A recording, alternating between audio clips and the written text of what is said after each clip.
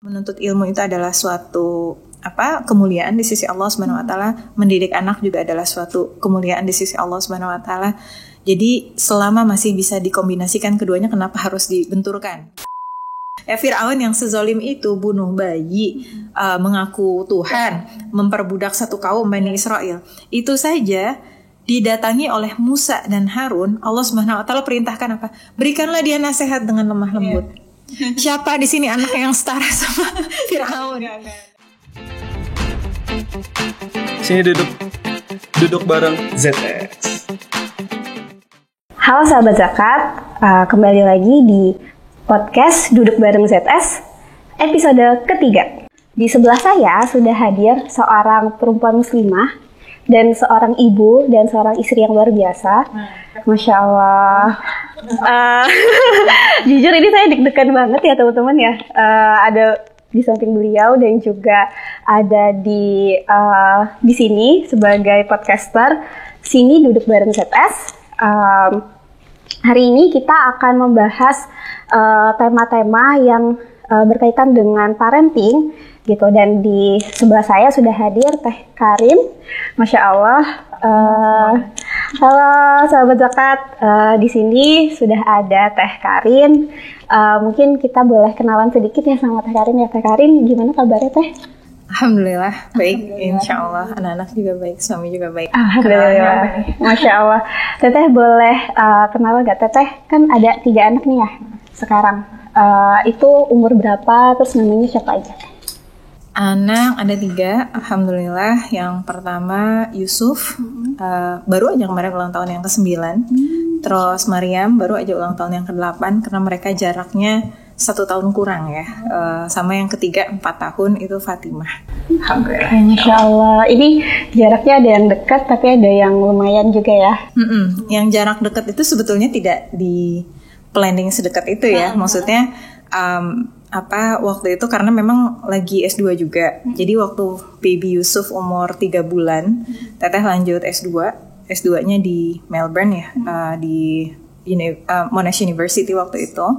Dan waktu itu Yusuf masih umur 3 bulanan. Jadi siapa coba lagi kuliah S2 terus bayi umur 3 bulan terus mikir, I want to get pregnant again. Enggak lah ya.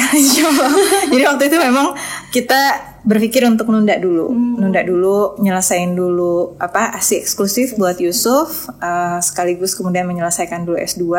Tapi bismillah, bifadlillah, alhamdulillah waktu itu hamil lagi, sampai dokternya aja nggak percaya gitu katanya. Masa sih hamil lagi? I don't believe you come again tomorrow. Jadi Teteh sampai 2 kali dites ulang sama dokternya, karena dokternya nggak percaya, karena kami sedang planning untuk tidak punya anak dulu gitu ya. Sempat kaget.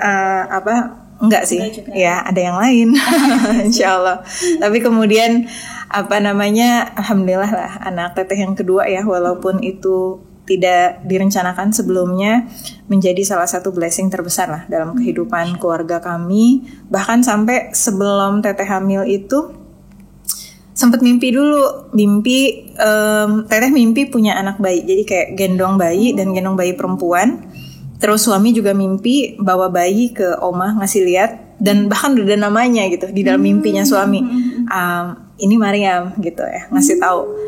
Tapi kami sama-sama diam aja karena nggak ada pikiran ke sana gitu ya. Begitu kemudian ketahuan hamil, baru saling cerita, tahu nggak? Umi itu sebelumnya mimpi loh gitu ya. Jadi memang Masya Allah itu biiznillah, bifadlillah, alhamdulillah semuanya dari Allah SWT gitu. Rezeki dan anugerah yang besar gitu ya, anugerah luar biasa, benar-benar itu walaupun tidak direncanakan tapi takdir Allah yang udah terbaik ya Teh. Takdir Allah terbaik, takdir Allah itu selalu terbaik sebenarnya ya. Nggak ada yang selalu yang terbaik. Insya Allah, siapa di sini merasa takdirnya tidak baik? Iya betul. Tadi kan Teteh cerita nih waktu itu sebenarnya tidak berencana punya anak, tapi ternyata punya anak gitu karena di tengah-tengah kesibukan kuliah, apalagi di luar negeri, jauh dari keluarga gitu ya. Kok Teteh bisa sih manajemen waktu dengan baik gitu ya, sebagai seorang ibu, istri, dan seorang mahasiswa juga gitu ya? I wouldn't say I was great. Bahkan kemudian Teteh nggak berani bilang bahwa sekarang manajemen waktu Teteh udah baik gitu ya. Yang Teteh pelajari itu salah satu yang betul-betul penting ya dalam kita menjalani hidup itu adalah keep on going. You don't need to wait to be perfect to do something gitu. Karena ya kalau teteh coba flashback balik gitu ya ke kehidupan kami awal-awal dulu, ini mungkin agak panjang ya, cuman sebagai gambaran gitu. Dari mulai apply beasiswa, kan teteh waktu S1 tuh dapat beasiswa juga ya, beasiswa dari New Zealand Education, dan itu preparationnya tuh perfeksionis, dengan teteh yang sangat-sangat perfeksionis itu ngerjain 1 halaman personal statement aja 1 bulan kayaknya. Teteh udah kerjain bikin draft dulu berapa halaman, terus di cut, terus di paraphrase lagi, di proofreading lagi dan sebagainya. Pokoknya semuanya harus serba sempurna gitu ya untuk daftar si beasiswa yang ke New Zealand untuk S1 teteh ya di Auckland Uni itu. Tapi beasiswa yang kedua waktu itu teteh udah nikah, dan teteh kalau hamil memang lumayan berat ya. Teteh ada masalah ginjal, terus ada masalah dengan darah juga gitu ya, memang bawaan lahir anyway. Jadi setiap kali hamil itu memang bukan kehamilan yang mudah. Kan ada orang yang hamil tuh mudah kayak nggak ngerasa apa-apa gitu ya. Kalau teteh nggak, kayak yang Yusuf juga itu sampai perdarahan 2 kali, harus bed rest 2 kali, terus mual muntahnya tuh ya lumayan lah ya dan sebagainya. Jadi persiapan untuk ke beasiswa, nyari beasiswa S2 itu juga mungkin udah betul-betul yang dibilang ala kadarnya, orang luar mungkin ngelihatnya ala kadar banget gitu nyiapinnya gitu. Cuman kalau teteh ngerasa that was the best that I could do gitu. Jadi ya itu yang terbaik versinya teteh pada saat itu gitu. Terus ikutan persiapan keberangkatan karena waktu itu beasiswanya dapat dari LPDP ya. Teteh ikut persiapan keberangkatannya itu Yusuf masih usia 3 pekan. Dan teteh masih nifas. Ya ibaratnya tuh sakit bekas lahiran tuh kayaknya masih kerasa, masih kebayang-bayang gitu ya. Ya dioptimalkan semampunya gitu juga pas berangkat ke Melbourne ya. Waktu itu kan Yusuf itu masih menyusui ya, masih nyusuin, cuman entah kenapa waktu itu tidak berhasil pumping. Jadi rencana kami pada awalnya, oke, kalau Umi kuliah nanti ASI-nya di pumping, diperah, terus nanti bisa suami yang ngasihin ke bayi kan ya. Ternyata tidak berhasil, entah kenapa nyobain mesin pumping ini nggak bisa, mesin pumping itu nggak bisa dan sebagainya nggak bisa. Akhirnya karena sudah menjelang waktu teteh harus masuk kelas juga anyway gitu ya, akhirnya kita bawa lah si bayi itu ke kelas, bawa ke kampus maksudnya. Dan teteh waktu itu izin sama dosen boleh nggak, karena kelasnya di situ per 3 jam. Jadi untuk kelas S2 itu 2 sampai 3 jam. Dan kemudian teteh izin sama dosennya, boleh nggak kalau saya izin keluar dulu, saya udah coba pumping nggak bisa, ini bayi saya harus dikasih ASI dan sebagainya. Ternyata dosennya malahan baik banget gitu ya, just bring your baby in so I can still listen, bawa aja bayinya ke dalam supaya kamu tetap bisa nyimak. Baby Yusuf masuk ke dalam, terus teteh sambil nyimak lectures gitu ya, dan tanggapan orang ternyata sangat-sangat positif kok. Mereka tidak merasa terganggu, mereka bahkan happy, jadi hiburan gitu ya di kelas, jadi mahasiswa termuda dia di sana gitu. Kalau dibilang optimal ya mungkin nggak optimal. Kenapa? Ya di kelas sambil bawa bayi kira-kira gimana gitu ya. Konsentrasi tentunya tidak 100% seperti kita betul-betul menyimak straight. Jangankan ngedengerin lectures pakai bahasa Inggris yang full 3 jam atau 2 jam gitu ya. Dengerin kajian aja bahasa Indonesia, kita bawa anak tuh beda sama pada saat kita duduk bisa fokus begitu. Apalagi ditambah pas akhirnya hamil kan. Sambil nyusuin, mual muntah, keluar, izin, dan sebagainya gitu. Jadi kalau ditanya tentang manajemen waktu yang baik pada saat itu, teteh nggak punya kriterianya, karena beda dengan kalau kita secara akademis nih, kita mau mengukur manajemen waktu yang baik, kriteria 1, ini, 2, ini, 3, ini. Kita nggak punya ukurannya gitu. Kan pernah ngerjain skripsi ya. Kalau di Indonesia semuanya ngerjain skripsi gitu. Apa nih ukurannya manajemen waktu yang terbaik? Akhirnya pada saat itu teteh sama suami itu, sebenarnya suami sih yang lebih banyak menguatkan ya. Teteh yang kuliah, beliau yang menguatkan. Jadi beliau bilang, beliau selalu mengingatkan, la yukallifullahu nafsan illa wus'aha. Allah itu tidak akan membebani seorang hamba melebihi kesanggupannya. Dan itu mindset yang penting. Karena turbulensi sepanjang hidup tuh kan banyak ya, khusus kalau misalnya pada saat lagi kuliah waktu itu ya, 2 tahun sambil hamil menyusui tingkat 1 dan tingkat 2-nya sambil menyusui 2 bayi. Jadi walaupun mereka itu deketan, teteh tetap tandem ngerti nggak? Tandem breastfeeding. Jadi memang dua-duanya menyusui full gitu ya. Ya capek iya, ya kemudian rungsing juga iya, maksudnya tuh ya riwah gitu ya kayaknya. Karena waktu itu Teteh masih muda ya, masih sekarang juga nggak tahu ya tua atau Teteh 34 tahun, tapi waktu itu I was 25 years old. Masya Allah. Kurina umur berapa? 26. Dan belum merasakan hal itu. Okay. Ya it's okay, setiap orang ada perjuangannya. Tapi waktu itu Teteh 25 tahun. Dan teman-teman Teteh, generasi kita nih kan kebanyakan nikahnya kan 27 tahun ke atas dan sebagainya. Jadi pada saat Teteh umur 25 tahun, teman-teman Teteh tuh pergi jalan-jalan ke sana kemari gitu ya. Terus kemudian ikut conference ke sana kemari. Sementara ya Teteh nggak bisa gitu, maksudnya karena punya tanggung jawab yang tadi gitu ya. Sehingga kemudian ada nggak perasaan-perasaan, aduh enaknya yang lain bisa gini bisa gitu, sementara saya ada tanggung jawab yang lebih gitu ya dan sebagainya. Tapi ya balik lagi, ingat tadi ya, Allah SWT itu tidak akan membebani seorang hamba melebihi kesanggupannya.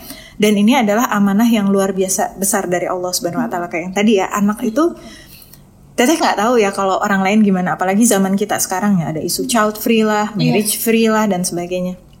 Tapi dari mulai Teteh S1 ya, dan itu di Auckland, bukan di Indonesia yang negara mayoritas Muslim gitu ya, di Auckland, University of Auckland, ikutan kegiatan-kegiatan keislaman di sana, terus disampaikan tentang pahala menikah, ya, pahala memiliki anak dan sebagainya.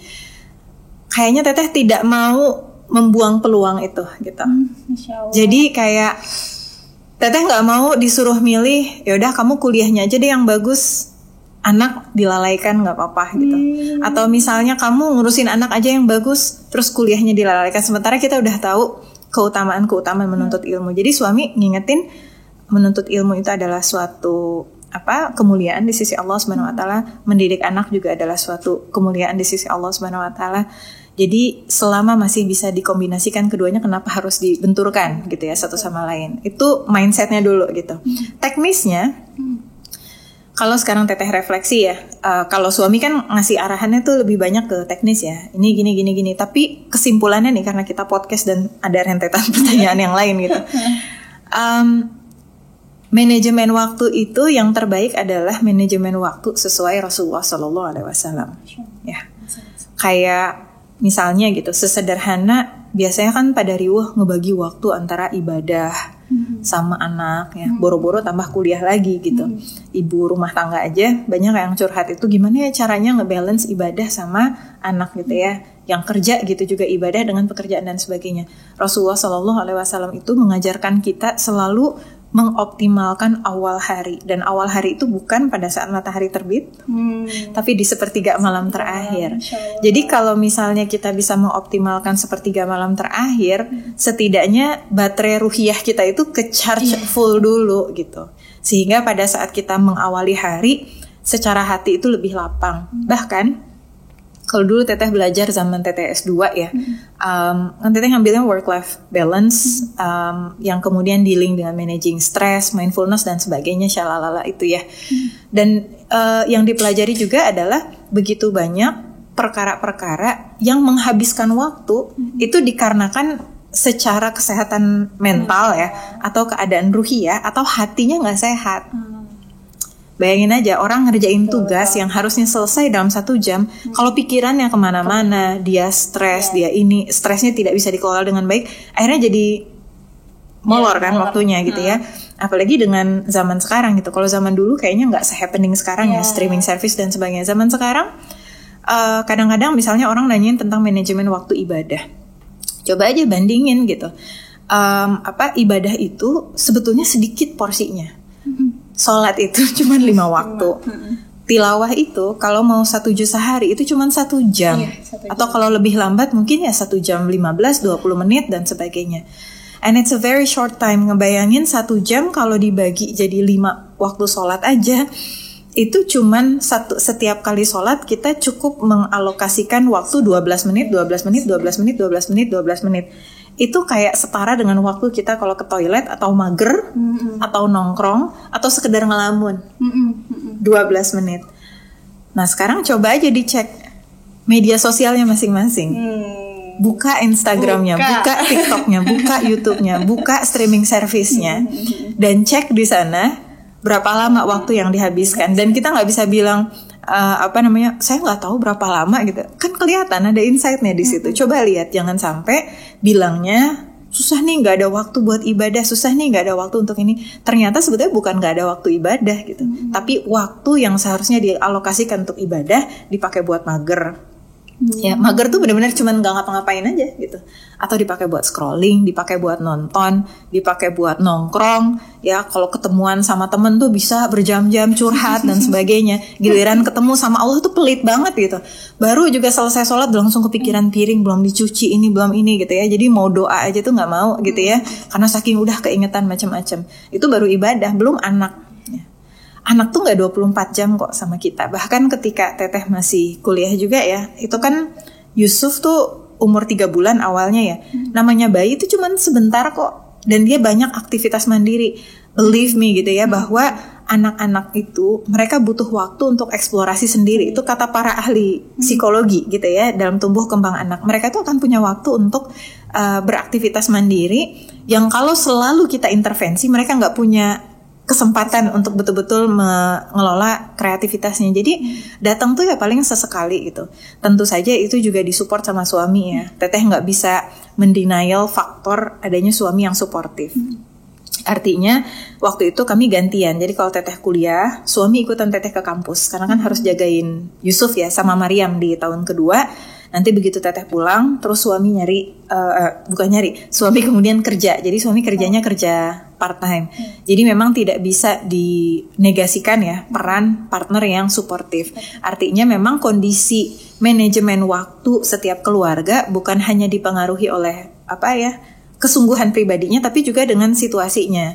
Misal kalau punya suami yang kerjanya full time, kerjanya full time, terus kemudian nyampe rumahnya, kalau kayak kita di Jakarta atau Jabodetabek lah, let's say, pulangnya malam, berarti kan kita harus berpikir ya, untuk menuntut ilmu, kira-kira bagusnya di ranah formal atau informal, gitu. Kayak misalnya, karena keluarga itu satu tim ya, waktu itu Teteh begitu lulus tuh sebetulnya kepikirannya untuk langsung lanjut S3. Tapi waktu itu suami juga mau lanjut S2 ya, dan itu juga kebutuhan gitu, dan suami itu lanjut S2-nya sekaligus kerja juga gitu. Jadi kita mikir-mikir sendiri, dan kita nggak punya support system lain. Maksudnya nggak bisa nitipin ke orang tua, nggak bisa nitipin ke mertua, untuk nitipin ke yang lain juga nggak bisa. Ini kan situasi yang totally different sama pada saat Teteh S2 dulu gitu. Jadi kondisinya pada saat itu, oh ya udah, berarti porsinya Teteh juga harus lebih besar dibandingkan dengan suami. Beda lagi pada saat akhirnya Teteh waktu itu sempat ngajar sebentar ya, jadi dosen di salah satu perguruan tinggi negeri di Bandung. Lalu kemudian setelah suami lulus, suami keterima kerjanya di Jakarta. Akhirnya kami diboyong ke Depok, dan dengan situasi anak-anak homeschooling juga dan sebagainya, akhirnya kita diskusi memang sekarang bukan saat yang tepat buat Teteh untuk ngambil jalur menuntut ilmu, jalur formal gitu. Dan belum waktu yang tepat untuk Teteh kemudian bekerja secara profesional seperti yang dulu pernah dilaksanakan. Jadi manajemen waktu itu akan sangat-sangat berbeda gitu ya, for every stage on your life gitu. Dan yang terpenting kalau buat Teteh adalah dimanapun fase kita berada, seluruh hak-hak, kebutuhan dan tanggung jawab itu bisa kita tunaikan. Misalnya contoh ya, kita bicara tentang karya, tentang ilmu, manajemen waktu dan sebagainya ya.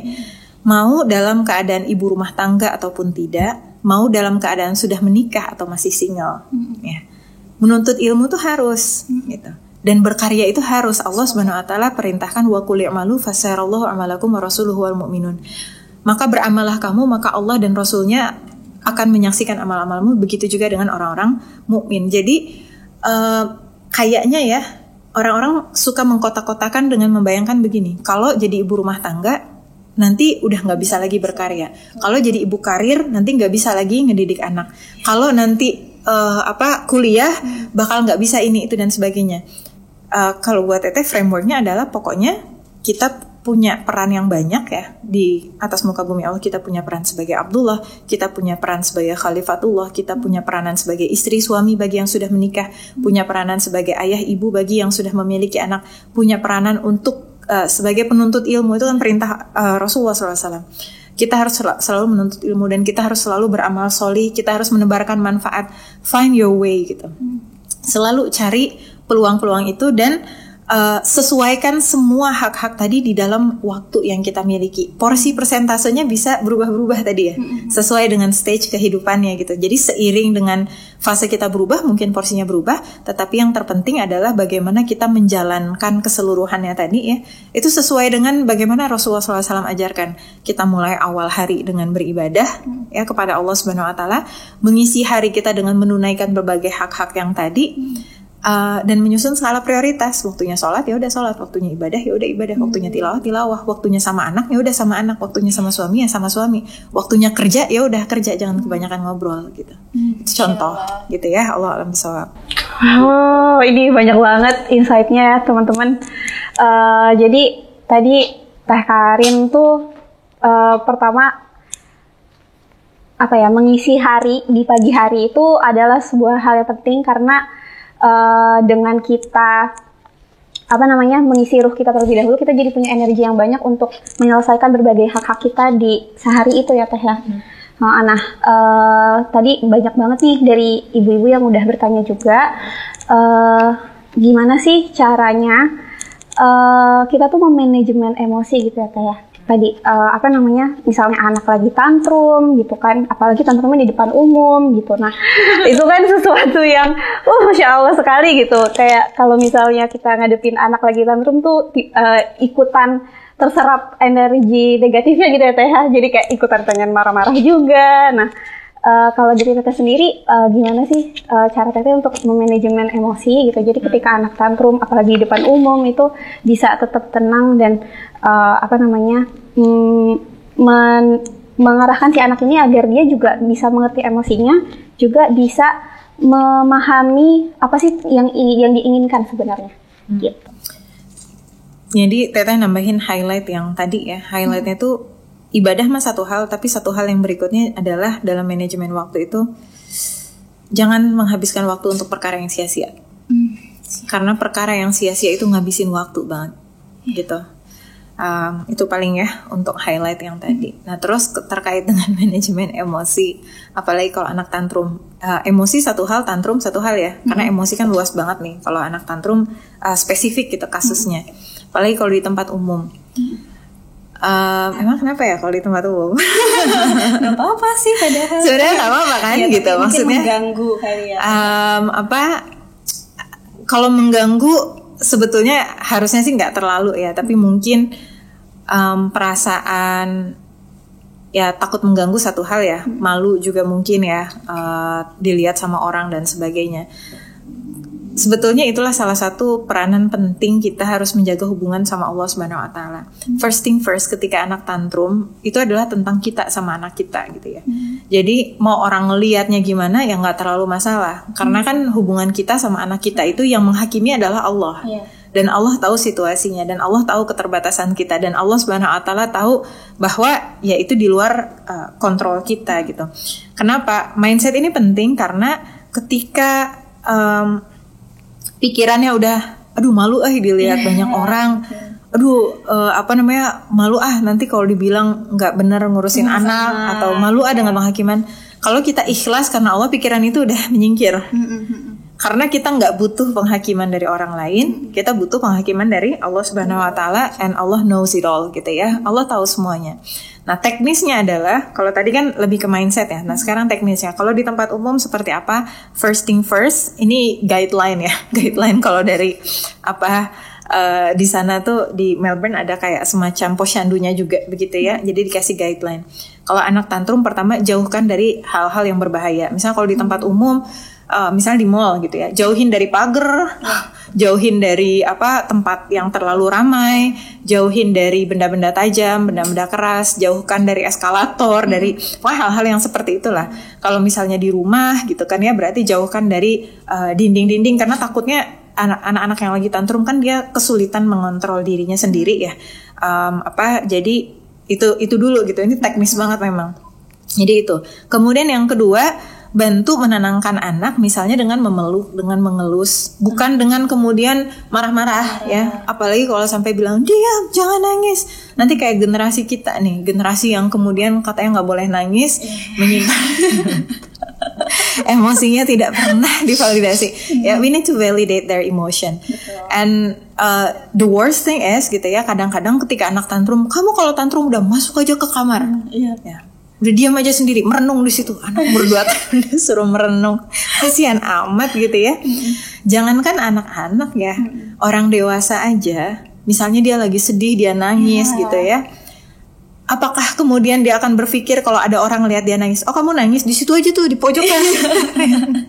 Justru yang dia harapkan adalah orang-orang tersayangnya hadir memberikan perhatian, memberikan ketenangan yang kemudian dia butuhkan. Ibaratnya kalau suami lagi frustasi banget, lagi ini banget, yang dia cari siapa? Istrinya gitu. Rasulullah SAW aja pulang dari Gua Hira ketika dalam keadaan takut, ini Rasul, Nabi paling mulia, paling the best one gitu kan ya, pulang kepada istrinya gitu ya. Nah kita ngebayangin ini anak umur 2 tahun, 3 tahun, 4 tahun, terus anaknya nangis, orang tuanya malah bilang berhenti kamu ini gimana sih?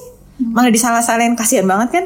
Udah pada saat itu yang sangat dia butuhkan adalah support orang tuanya malah marahin dia. Udah mah pada saat itu yang paling dia butuhkan adalah kehadiran orang tuanya, tapi kemudian malahan orang tuanya ngusir-ngusir dia, kamu di sana tuh, situ aja tuh di pojokan. Bahkan ketika kemudian anaknya misalnya melakukan kesalahan, emang sedih kan? Nah, maksudnya buat teteh pribadi, that is a very sad scene gitu. Kebayang gak si anak umur 2, 3, 4 tahun ini yang very very innocent, dan mereka gak tahu harus gimana. Mereka sendiri gak bisa mengontrol emosi mereka, karena mereka masih belajar boundaries dan sebagainya gitu ya. Terus malah dikata-katain sama orang tuanya, malah disuruh berhenti sama orang tuanya, dan orang tuanya tidak menenangkannya gitu ya. Alangkah baiknya ketika dalam kondisi seperti itu, kalau di rumah ya, orang tua langsung bergegas untuk, setelah tadi ya, mau di rumah mau di tempat umum sih sebetulnya, menjauhkan anak-anak dari tempat yang berbahaya. Artinya misalnya apakah anaknya digendong dulu, ditaruh tempat, dipindahkan gitu ya tempatnya ke tempat yang nyaman gitu ya. Orang tua hadir untuk memberikan ekspresi-ekspresi cinta. Ekspresi cinta itu diajarkan di dalam Islam. Rasulullah SAW itu suka mencium. Rasulullah SAW itu mengekspresikan dengan kata-kata. Rasulullah SAW itu mengajarkan kita untuk berafeksi ya, kayak misalnya memeluk ya. Ketika anak-anaknya datang, Rasulullah SAW itu memeluk mereka gitu ya. Maka kita praktekkan kepada anak-anak kita. Kalau mereka lagi tantrum, mereka lagi apa gitu ya, datang, bisa kita elus dulu, bisa kita kemudian langsung peluk jika memungkinkan, tergantung kondisinya ya. Kalau misalnya anaknya lagi wah gitu, kita elus-elus dulu karena tangannya goyang-goyang terus gitu ya. Tapi kalau kondisinya memungkinkan untuk kemudian dipeluk, sambil kita peluk, sambil kita sayang-sayang, usap-usap gitu ya.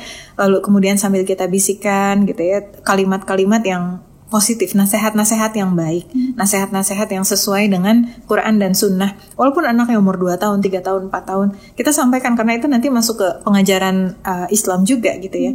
Dari kecil tuh Yusuf, Maryam biasa kok misalnya mereka nangis atau apa, teteh bilang sabar ya nak ya, sabar. Contoh misalnya tantrum karena mereka tidak mendapatkan apa yang mereka inginkan. Yang seharusnya mereka memang nggak boleh gitu. Jadi memang nggak boleh nih gitu ya. Terus kemudian mereka tantrum, nangis karena mereka tidak mendapatkan apa yang mereka inginkan. Ya dipeluk dan sambil kemudian dibisikkan, sabar ya nak ya, Umi sayang kok sama Yusuf, Umi sayang kok sama Maryam, tapi memang nggak boleh gitu. Jadi kita tegas tapi lembut, dan pada saat menghadapi tantrum tadi disayang-sayang begitu ya. Kalau tantrumnya misalnya penyebabnya tapi biasanya tantrum kayak gitu sih, ada sesuatu yang anak inginkan, terus kemudian tidak diberikan gitu ya, atau tidak didapatkan dan sebagainya. Mungkin ada penyebab-penyebab tantrum yang lain gitu ya. Tapi overall gitu, ketika kita memberikan nasihat kebaikan, insya Allah itu sebetulnya masuk. Atau misalnya kalau kita nggak memberikan nasihat gitu ya, kita cukup menggunakan kalimat-kalimat zikrullah untuk menenangkan. Orang mungkin mikirnya gini, ngapain pakai kalimat zikrullah, anaknya masih 2, 3, 4 tahun gak ngerti juga sama zikrullah. Makanya kita butuh iman. Di dalam keimanan kita meyakini yang namanya zikir itu akan mengundang malaikat, akan mengundang rahmat Allah Subhanahu wa taala. Maka dengan kita kemudian mengucapkan kalimat-kalimat zikrullah, kita sedang mengundang rahmat Allah Subhanahu wa taala untuk turun sembari kita berdoa gitu. Kalau misalnya kemudian tantrumnya adalah karena kesalahan-kesalahan kita, ya kita sambil minta maaf juga. Maaf ya nak ya, kalau Umi salah. maaf ya nak ya kalau ini, sabar ya nak ya. Insya Allah mudah-mudahan itu nanti bisa membantu lah untuk menenangkan anak-anak yang tantrum. Paling tambahan terakhir, karena anak-anak usia tantrum itu biasanya di usia 2 tahun, 3 tahunan dan sebagainya, dan banyak ya di kalangan para ibu itu menjarak anak kan 2 tahun 3 tahun ya. Jadi ini yang FAQ-nya, gimana kalau anak tantrum tapi sedang hamil? Ya. Cari safety barang-barang yang kemudian bisa jadi penghalang ya. Jadi harus tetap dijaga juga kehamilan. Jadi misalnya kayak bantal kah atau selimut kah ditaruh di ini. Jadi kalau anak, maksudnya ini reminder aja karena kan tadi Teteh bilang dipeluk anaknya dan sebagainya. Nah, itu kalau ibu lagi hamil itu kan agak-agak bahaya. Jadi ambil bantal. Jadi kalaupun memeluk tuh ada batasannya gitu loh. Kalau anaknya masih tendang-tendang dan sebagainya gitu. Itu mungkin kurang lebihnya ya kalau buat yang tantrum. Iya, Masya Allah banget ya teman-teman. Tadi tuh kita udah ngebahas gimana cara supaya anak menghadapi anak ketika anak tantrum. Nah, tadi belum kebahasnya tuh ya tentang manajemen emosi. Tadi ngebahas tentang teknis-teknis tantrum, tapi kalau ibunya emosian atau ayahnya emosian yang nggak kepegang juga ya. Memang manajemen emosi ini menjadi salah satu pembahasan yang sangat-sangat pentingnya sebetulnya kalau nanti insya Allah ada webinarnya juga kan ya? Iya. Alhamdulillah. Jadi ini snippet saja ya, tidak full menyeluruh begitu. Tapi yang harus sama-sama kita pahami bahwa emosi itu bukan hanya sekedar teori yang bisa kita pahami di kepala ya. Misalnya kayak tadi nih, ngedengerin teori-teori menghadapi anak tantrum. Tapi kemudian kalau hatinya nggak siap, nggak lapang, nggak kuat, ya dia nggak bisa melaksanakan juga gitu. Sama halnya misalnya ada orang yang mengikuti sampai banyak gitu ya, ngikutin kelas-kelas workshop gimana caranya mengelola marah, sampai dibikin stepnya 1, ini 2, ini 3, ini 4, ini dan seterusnya gitu ya. Kalau misalnya hatinya nggak siap gitu atau hatinya nggak lapang, mau pada saat marah, dan ini true story. Ini ada yang curhat ya, aku tuh udah sampai ngapalin ini, aku udah ikutan workshop ini, tapi kenapa ya aku masih marah-marah aja? Karena memang pengelolaan emosi atau dalam konteks kita sekarang ya, specifically tentang mengelola amarah, itu adanya di dalam hati gitu. Nah kan orang kalau sampai marahnya gimana tuh sampai yang udah gimana gitu ya. Dan hati ini bukan punya kita. Hati ini adalah milik Allah Subhanahu wa Ta'ala. Sehingga cara untuk bisa mengelola hati kita hanya bisa kita kembalikan kepada Allah Subhanahu wa Ta'ala. Alhamdulillahnya Allah tidak merahasiakan tuh gitu ya. Sama Allah Subhanahu wa Ta'ala kita nggak harus ngambil S1, S2, S3 untuk punya ilmu bagaimana mengelola emosi. Sederhana dan singkat ceritanya, Allah Subhanahu wa Ta'ala sampaikan di dalam Quran surah Ali Imran ayat 133 sampai 135. Itu ada ciri-ciri orang-orang bertakwa. Dan di salah satu bagiannya ya, salah satu ciri-ciri itu Allah Subhanahu wa Ta'ala menyampaikan kadhiminal ghaiz wal 'afina 'anil nas. Jadi dia menahan marahnya, dia mampu menahan marahnya dan juga memaafkan manusia. Artinya apa? Kita memang butuh takwa untuk bisa mengelola marah kita. Butuh takwa untuk bisa mengelola marah kita. Takwa itu gabungan antara kita takut sama Allah Subhanahu wa Ta'ala dan kita penuh harap kepada Allah Subhanahu wa Ta'ala dan kita taat sama Allah Subhanahu wa Ta'ala. Maka menjaga kedekatan hati kita dengan Allah Subhanahu wa Ta'ala menjadi bagian yang krusial dalam proses pendidikan anak. Bahkan sampai di Quran surah At-Tahrim, Allah Subhanahu wa Ta'ala memerintahkannya apa? Ya ayyuhalladzina amanu qu anfusakum wa ahlikum nara. Wahai orang-orang beriman, peliharalah dirimu dan keluargamu, kitanya dulu. Karena kita butuh energi itu, ya. Ya, peliharalah dirimu dan keluargamu dari api neraka. Kita dulu yang harus memelihara diri kita dari api neraka. Kita dulu yang harus mendekatkan diri kita kepada Allah Subhanahu wa Ta'ala. Makanya juga tadi di manajemen waktu ya. Di bagian awal sempat dibahas betapa pentingnya bagi para orang tua untuk kemudian punya kapasitas ya untuk menjaga ruhiyahnya dalam kesehariannya, sehingga teori-teori yang dipaparkan tadi atau misalnya banyaklah nanti ya di sesi webinar ya apa-apa saja keutamaan-keutamaannya itu bisa kita praktekkan gitu. Contoh misalnya ambil yang terkenal aja, populer ya, hadis berkenaan tentang marah. Rasulullah SAW menyampaikan la taghdab walakal jannah, jangan marah bagimu surga. Itu hadis populer. Dan sering Teteh sampaikan, misalnya di seminar Teh, gimana caranya Teteh supaya nggak marah? Ya saya ingat sama hadis itu, saya mau masuk surga, udah gitu. Dan true story-nya memang kayak gitu. Kadang-kadang pada saat, aduh kesel banget gitu ya. Udah yang, kayaknya taring itu udah mau tumbuh nggak tumbuh? Tanduk mau keluar atau enggak nih gitu ya. Tapi kemudian keingetan bahwa oh iya ya, saya kan hidup mau masuk surga ya. Oh iya ya, kata Rasulullah SAW, jangan marah, bagimu surga gitu. Kata Rasulullah SAW, kalau kita bisa menahan marah kita, insya Allah kita akan semakin dekat sama surga. Itu kayak kita kalau secara rasionalnya disuruh milih, tahan marah sebentar aja kok gitu ya. Kamu semakin dekat sama surga, atau kamu korbanin ini si waktu untuk kamu marah-marah mengeluarkan apapun yang ini keluar, tapi semakin jauh dari surga, pilih mana? Kita pasti akan milih yang ini ya. Tapi untuk bisa membuat pilihan yang bijaksana, itu butuh hati yang dekat dengan Allah Subhanahu Wa Taala, butuh hati yang lapang kepada Allah Subhanahu Wa Taala. Dan resepnya udah jelas gitu, kata Allah Subhanahu Wa Taala, ala bidzikrillah tatmainnul qulub. Hanya dengan mengingati Allah, hati menjadi tenang, hati menjadi tentram. And this is actually applicable for anything in life. Masalah pernikahan, masalah pekerjaan, masalah karir, masalah kuliah, kampus, masalah personal dan sebagainya. Orang banyak stres dengan berbagai ujian dan tantangan. Stress in certain level itu dibutuhkan oleh manusia, kata para ahli psikologi gitu ya, karena kita butuh adanya certain level of pressure untuk keep going dan sebagainya. Dan Allah Subhanahu Wa Taala juga menyampaikan demikian. Tapi ketika tidak bisa terkelola dengan baik kan efeknya jadi nggak baik ya. Begitu juga dengan emosi atau kemarahan tadi, butuh ketenangan hati. Dan Allah Subhanahu Wa Taala menyampaikan hanya dengan mengingati Allah hati menjadi tenang dan tentram. Maka untuk para orang tua ya, yang berhadapan dengan anak-anak yang namanya juga anak-anak ya, mereka disebut sebagai anak-anak karena memang berperilaku anak-anak dan usianya masih usia anak-anak, dan kita tidak bisa berekspektasi bahwa mereka akan jadi orang dewasa. Orang dewasa aja kadang-kadang tidak bisa melakukan sesuai ekspektasi kita, apalagi anak-anak. Dalam berhadapan dengan anak-anak, maka kita harus memahami bahwa yang harus mengontrol itu kita, bukan anak kita.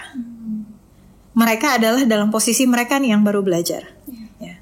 Kita yang kemudian harus bisa merespon dengan baik. Maka kita yang harus menjaga ketenangan hati dengan luar biasa agar kita bisa wise, agar kita bisa bijaksana, agar kita kemudian bisa memberikan respon terbaik yang itu juga nantinya akan jadi contoh bagi anak-anak kita. Makanya juga untuk para orang tua minimal banget ya, sholat 5 waktu itu lakukanlah dengan baik dan benar. Mudah kan? Ya, sholat 5 waktu.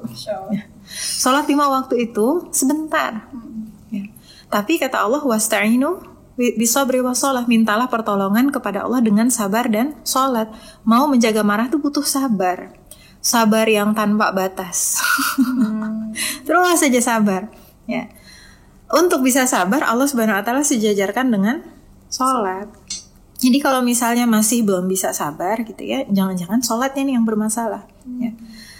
Dan sholat itu kan kata Allah, inna sholata tanha anil fahsya'i wal munkar. Sholat itu menjauhi dari perbuatan yang keji dan mungkar. Perbuatan keji aja itu bisa dijauhi. Keji itu kan benar-benar yang dosa yang luar biasa, kayak zina gitu ya, menzalimi orang lain, membunuh. Itu perbuatan keji. Kalau perbuatan keji aja bisa dihindari, apalagi marah-marah gitu, dengan sholat. Terus ini ada yang pertanyaan lucu, teh kata teteh harusnya begini ya sholat. Saya malahan jangankan abis sholat marah saya hilang, lagi sholat aja saya marah. Soalnya saya lagi sholat aja katanya anak saya tuh ya manjat-manjat, narikin mukena, narikin ini itu dan sebagainya. Makanya kemudian harus belajar ya, sholat khusyuk itu seperti apa, sholat yang baik dan benar itu seperti apa, bahkan mulai dari wudhu yang baik seperti apa. Karena fitrahnya by default, karena Allah yang ngomong, sholat harusnya menjauhi dari perbuatan keji dan mungkar. Jadi kalau sampai pada saat sholat atau setelah sholat marah itu gak hilang, there is something wrong with your sholat. Bukan sholatnya yang secara umum salah, tapi sholat yang dilaksanakan itu belum baik gitu. Karena dia punya sifat untuk menjauhkan dari perbuatan keji dan mungkar, menjauhi dari kelalaian, menjauhi dari kemalasan dan sebagainya. Minimal itu aja sholat. Nanti seiring dengan waktu, ayo tambahin lagi dengan bab Al-Qur'annya, tambahin lagi dengan bab zikrullahnya, tambahkan lagi dengan akhlak-akhlak yang baiknya. Sehingga ketika dekat dengan Allah Subhanahu Wa Taala, datang pemicu marahnya, langsung ingat sama Allah Subhanahu Wa Taala, no, I'm not gonna put my anger towards you because I want to go to Jannah. Saya mau masuk ke dalam surga. Ngapain saya, gak worth it lah saya marah-marah sekarang gitu ya, terus kemudian menjauhkan diri dari surga, ngapain ya. Mungkin itu salah satu benefit akhiratnya. Tapi ada juga hal yang prioritas yang harus diingat ya sama orang tua. pada saat kita mengelola marah dan sebagainya. Allah Subhanahu wa taala menyampaikan di dalam Quran surah Ali Imran ayat 159, Allah menyampaikan, maka berkat rahmat Allah engkau Muhammad dapat berlaku lemah lembut kepada mereka. Kalau engkau berlaku keras dan berlaku kasar dan berhati keras, niscaya mereka akan menjauhkan diri darimu. Itu untuk orang dewasa. Rasulullah SAW berhadapan dengan orang dewasa, Allah Subhanahu wa taala ngasih tahu, kamu berlemah lembut. Karena kalau keras, kasar pasti orang ngejauh gitu. Jangankan itu ya, Fir'aun aja, kisah Fir'aun insya Allah udah tahu ya. Fir'aun yang zolim itu loh. Fir'aun yang sezolim itu, bunuh bayi, mengaku Tuhan, memperbudak satu kaum Bani Israel. Itu saja didatangi oleh Musa dan Harun, Allah Subhanahu wa taala perintahkan apa? Berikanlah dia nasihat dengan lemah lembut. Siapa di sini anak yang setara sama Fir'aun? Gak ada. Jadi ketika ada yang, ini true story juga, maksudnya FAQ lah, bahkan bukan true story, FAQ, frequently asked question. Pertanyaan yang berulang-ulang, tapi teh anak saya itu, wah mulai, anak saya apalagi yang nomor 2 nih teh, nomor 2 nih. Memang dari kecil tuh bawaannya, Bu, teh, kak, mbak, ya, segimananya anak kita, nggak ada yang selevel Fir'aun. Kalau Fir'aun saja Allah SWT perintahkan untuk didatangi dengan lemah lembut, apalagi anak-anak kita yang sekedar mereka mencari perhatian, mereka ingin disayang, mereka ingin dibelai, mereka kemudian dalam proses belajar, bahkan ketika kita lagi marah-marah karena kita kecewa sama mereka, jangan-jangan mereka lebih kecewa sama diri mereka sendiri gitu. Makanya kita sama anak-anak kita seperti itu. Kenapa Allah SWT perintahkan seperti itu? Jawabannya tadi, kalau keras, kasar, anak-anak menjauh, dan kita nggak mau itu. Baik dalam pendidikan Islam maupun dalam ilmu psikologi anak ya. Proses menasehati itu harus didahului dengan hubungan yang baik. Ya. Kan nanti kita belajar nih ya tentang, di webinar datang ya insyaallah, di pendidikan anak, mendidik anak di dalam Islam seperti apa. Nanti ada babnya juga tentang bagaimana membangun ikatan hati yang baik dengan anak. Kenapa?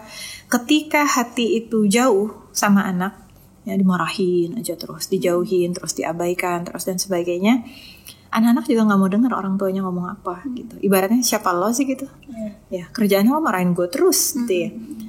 Dan dia nggak ngerasa secure sama orang tuanya. Dia nggak ngerasa bahwa apa yang orang tuanya sampaikan kepada dia itu adalah sesuatu yang benar. Kenapa? Dia nggak percaya juga sama orang tuanya. Nah, orang tuanya marahin terus, orang tuanya kasar, orang tuanya keras dan sebagainya gitu ya. Jadi oke, mereka masih kecil. Kalau masih kecil mereka akan tetap kelihatan dekat sama orang tuanya. Kenapa? Karena mereka masih dependent, very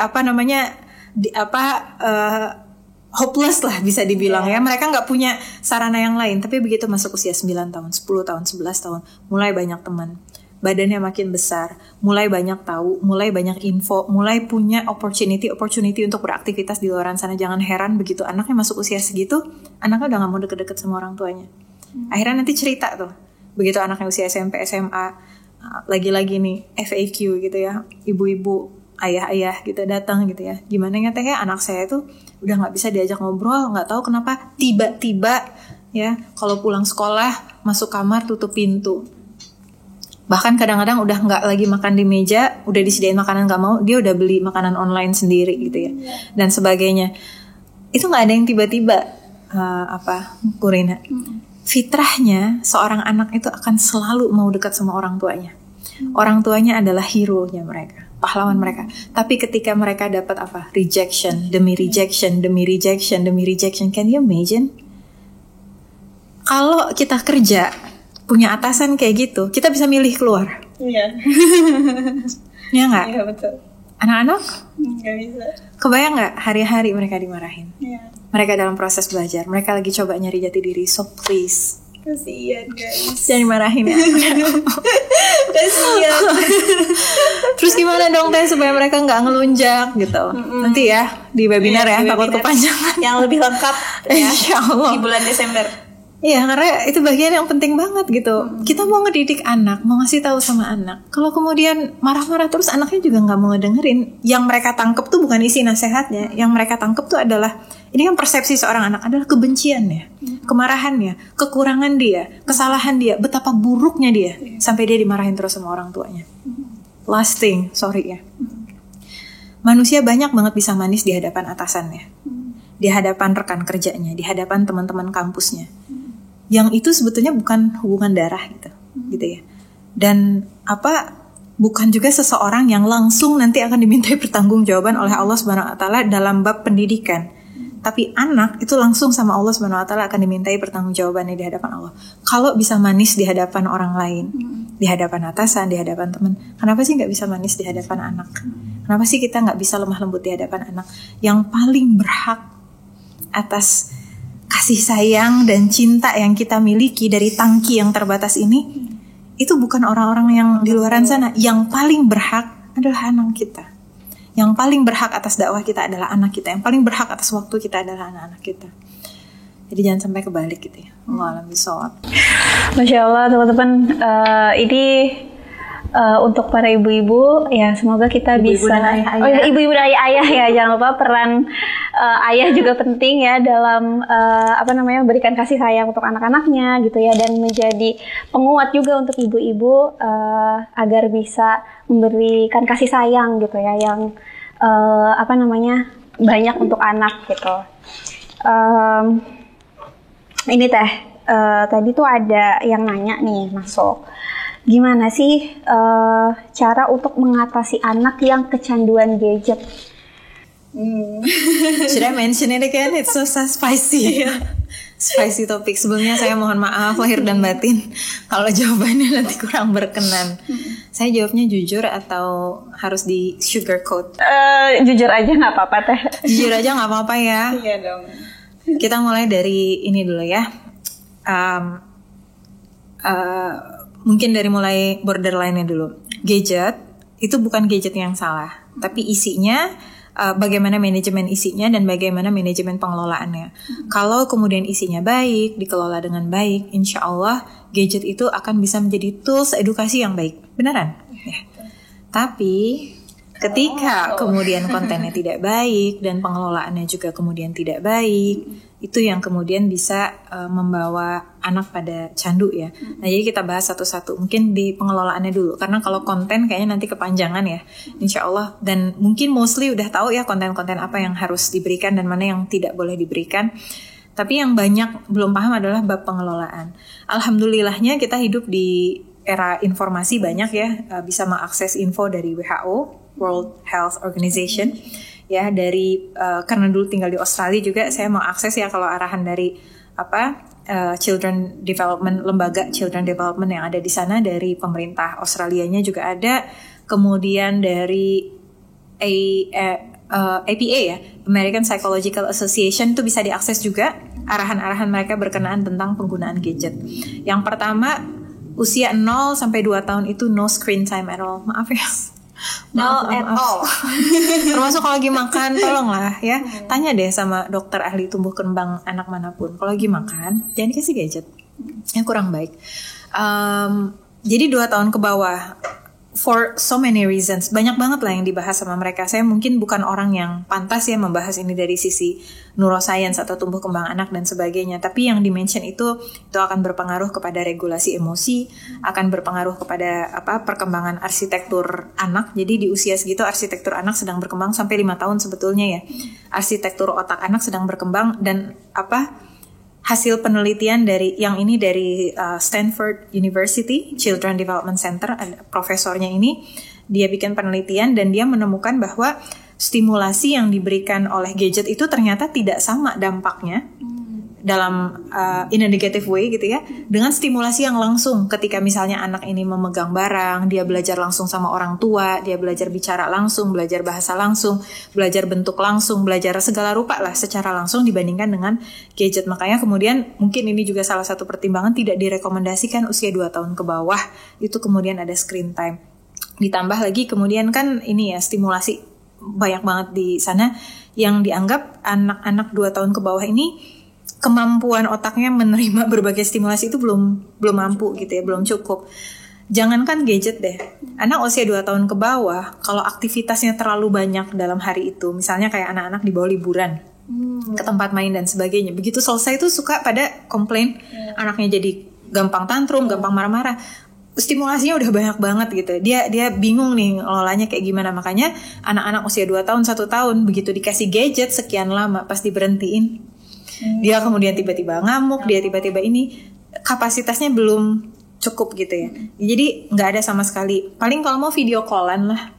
Video call sama kakeknya nun jauh di sana gitu ya, komunikasi dan sebagainya gitu kan. Video call nggak sampai 2 jam juga ya. Terus 2 sampai 5 tahun itu batasannya 1 jam kalau ikut WHO. Australia kalau nggak salah 2 jam. Yang APA tadi saya lupa 1 atau 2 jam. Pokoknya in conclusion 1 sampai 2 jam. Itu pun jangan straight 1 kali duduk gitu, tapi dipecah. Misal, ini mah contoh aja gitu ya, bukan guideline atau gimana gitu. Misal dibagi jadi 15 menit, 15 menit, 15 menit, 15 menit. Ada aplikasi edukasi gitu misalnya untuk anak 3 tahun, 4 tahun, 5 tahun. Kemudian diberikan kepada anak dalam kurun waktu 15 menit. Tapi itu pun juga gak cukup. Harus high quality program dan dengan pendampingan orang tua. Jadi beda scene-nya sama karena orang tuanya mau rebahan. Aduh, orang tuanya mau rebahan, capek banget nah ini kamu gadget, sok aja kamu duduk. Atau TV dinyalain aja terus hampir non-stop dan anaknya cuma duduk ngeliatin gitu ya. Bukan yang seperti itu, tetapi memang didampingi. Even misalnya nonton kartun yang biasa aja gitu misalnya ya, itu dijelasin sama orang tuanya. Misalnya kayak contoh nih, di Indonesia kan ada Nusa Rara ya. Saya nggak dibayar sama Nusa Rara. Tapi memang bagus kan tontonan Nusa dan Rara. Orang tua hadir di sana untuk menjelaskan apa? Yang ini karakter ini, dia melakukan ini baik ya gitu. Begitu ada teman yang nakal atau nggak baik, ada perilaku yang nakal punten ya, ada perilaku yang tidak baik, dijelasin sama orang tuanya. Nah yang kayak gitu tuh nggak boleh. Kenapa? Karena anak-anak nih baru first experience nih belajar. Ketika tidak didampingi, yang terjadi kadang-kadang dia malah niru yang nggak baiknya. Bukan niru yang baik gitu ya. Dan itu kejadian tuh, ada temen cerita, iya gara-gara nonton Upin Ipin yang dilihat bukan baiknya malah ngeludahnya. Gak tau lah scene apa, saya juga gak tahu. Jadi suka ngeludahin orang gitu ya dan sebagainya, ngelihat dari tayangan. Jadi memang hati-hati, makanya itu butuhnya pendampingan orang tua. 5 tahun ke atas itu bisa fleksibel tapi diukur ya sesuai dengan kebutuhan. Artinya harus jelas kebutuhannya untuk apa. Misalnya untuk belajar. Kalau untuk belajar lagi mau belajar apa sih? Misalnya kayak di rumah nih, Yusuf Maryam kan baru masuk 9 dan 8. Mereka dari usia berapa memang sudah menggunakan media screen time gitu juga ada ya untuk sarana belajar gitu. Misalnya contoh, lagi buka ensiklopedia nih tentang laut, terus kemudian ada nama kerang-kerang apalah, saya juga nggak hafal ya. Umi, ini nih dia gimana sih, katanya makannya gini, tapi ini ya gini, nggak jelas nih. Ya udah nih kita lihat aja, cari di YouTube. Oh ternyata kayak gini caranya gitu. Umi katanya salmon itu dia terbangnya nanti dia berenang ke atas, kok bisa sih? Nih kita kasih lihat. Jadi sesuai dengan kebutuhan aja. Boleh nggak sih hiburan? Boleh sesuai porsinya. Dan disampaikan. Kalau anak udah usia 5 tahun ke atas kan udah bisa diajak komunikasi. Jadi kasih komunikasi sama anak. Nah, ini nanti boleh ya nonton sekian menit misalnya, 20 menit atau 15 menit. Anak kan belum ngerti menit. Kasih aja lihat jam ya. Nanti kalau misalnya jarum yang ini sudah pindah ke sini dan sebagainya, kita berhenti ya. Dan begitu waktunya berhenti, please remember udah berhenti. Jangan ditambahin lagi, tegas. Kalau anaknya minta-minta sampai nangis dan sebagainya, tegas aja. Insya Allah besok kan bisa nonton lagi. Insya Allah ya nak ya. Jadi kita ngajarin anak-anak disiplin dengan lembut tapi tegas. Kalau begitu anaknya nangis, terus orang tuanya jadi ya udah deh tambahin. Nah anaknya akan belajar bahwa kalau gue nangis, orang tua gue terlak deh gitu. Dia nangis, nggak dikasih dia nangis lebih kencang lagi, nggak dikasih dia nangis lebih kencang lagi. Tapi begitu kemudian dia belajar, ternyata gue mau nangis kayak gimana pun nggak dikasih juga. Jadi akhirnya next time dia nggak akan seperti itu. Jadi mudah-mudahan dengan penggunaan yang baik dan benar, kecanduan gadget itu tidak terjadi ya. Tapi kalau dalam kasus ini kan pertanyaannya, gimana kalau udah candu gadget gitu, udah terlanjur, di cut off aja. Sebetulnya ada 2 rekomendasi ya kalau dari teman-teman psikolog. Ada yang mengatakan dikurangi perlahan, ada yang mengatakan di cut off. Yang manapun kemudian bisa dilaksanakan ya. Biasanya mereka juga ngasih arahan juga ya, rekomendasinya seperti apa. Silahkan disesuaikan sama situasi dan kondisi masing-masing. Tapi pesannya adalah ketika mau meng-cut off gadget pada anak atau misalnya mengurangi porsi gadget sama anak, maka yang tadinya diisi sama screen time mohon bantuan para orang tua untuk mendampingi anak-anaknya ya. Karena anak-anaknya yang udah terbiasa sama gadget itu ketika di cut off atau di ini bingung deh. Terus saya kalau nggak nonton ngapain? Saya kalau nggak main game ngapain? Selama ini dia belum dibiasakan membaca buku, dia belum dibiasakan untuk main sesuatu di rumah karena selalu dengan gadget kan. Jadi kasihan kan, misalnya nih orang tuanya cuma bilang pokoknya mulai dari sekarang nih kata dokter ya nggak boleh lagi gadgetan gini ya, di cut off terus dibiarin aja, orang tuanya masih sibuk sendiri gitu. Jangan gitu. Bahkan saya sampai bilang gini, kalau orang tuanya dua-duanya bekerja, ibunya ambil cuti. Ini bukan masalah diskriminasi dan sebagainya ya, itu memang tanggung jawab utamanya seorang ibu gitu. Ayah iya mendidik anak, tapi ayah itu punya tanggung jawab lain, dia harus mencari nafkah. Jadi jangan dibenturkan gitu. Sementara ibu ini kerjanya seorang ibu adalah untuk beramal solih gitu ya. Pilihannya banyak. Cuti aja dulu misalnya 1 minggu untuk ngedampingin anak, membantu anak untuk bisa mengelola waktunya, mengelola kejenuhan atau kebosanannya bagaimana ketika gadgetnya diambil, terus misal didampingin sama ibunya begitu ya, sampai nanti dia bisa have a grip about what to do kalau misalnya gadgetnya lagi nggak ada. Ada yang sampai cerita itu, jadi salah satu peserta seminar lah gitu ya, coba mempraktekkan terus dia laporan gitu. Aduh makasih banget kalau ada yang laporan gitu. Karena orang biasanya nanya, terus saya nggak tahu dijalanin nggak ya. Nah kalau ini dia laporan, teh saya udah coba, itu luar biasa dahsyat. Begitu di cut off itu ya, anaknya lompat-lompat, nangis-nangis, akhirnya diajakin apa? Diajakin berenang, diajakin ke playground. Pokoknya saya keluar duit dulu deh teh. Terus kan nggak mungkin di luar terus kan, karena dia harus biasa juga di rumah. Awalnya di rumah itu sampai pokoknya berantakan banget lah segala mainan, karena si ibunya bingung, anaknya juga bingung. Tapi ternyata seiring dengan waktu, akhirnya anaknya mulai fokus sendiri. Si anak ini mulai bisa menemukan mana yang mainan favorit dia, mana aktivitas favorit dia. Awalnya nggak tertarik sama buku, terus akhirnya jadi tertarik sama buku. Yang awalnya dia ngeliat apa sih ini cuma tulisan-tulisan, setelah kemudian dibacain, oh ternyata menarik ya. Jadi kadang-kadang bukan berarti anak-anak tuh nggak mau belajar, tapi belum punya kesempatan untuk mendalami, menyenangkan ya belajar. Bukan berarti dia kemudian bosen kalau nggak dikasih gadget, tapi dia belum tahu gimana caranya memainkan hal-hal yang ada di rumah itu. Insya Allah kok anak-anak kita itu adalah pembelajar yang luar biasa. Jadi ketika dikasih kesempatan ya, mereka insya Allah bisa bereksplorasi itu ya. Allah alam bisawab, sederhananya gitu. Masya Allah, terima kasih banyak Teh Karin atas jawabannya.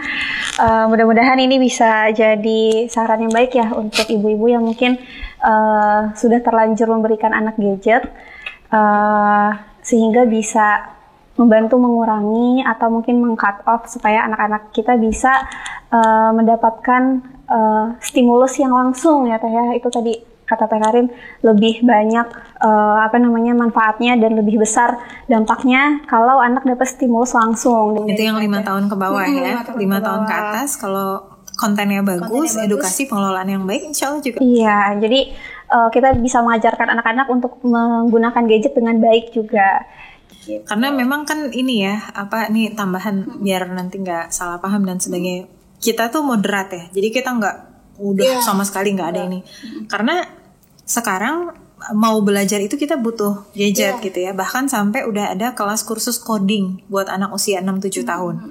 Ya, udah ada kemudian kelas computer science. Bahkan kalau beli buku, karena kan kami kurikulum homeschooling juga ngikutin kurikulum internasional, itu udah ada pembelajaran computer science, artinya mempelajari komputer itu apa sih, internet itu apa sih dan sebagainya.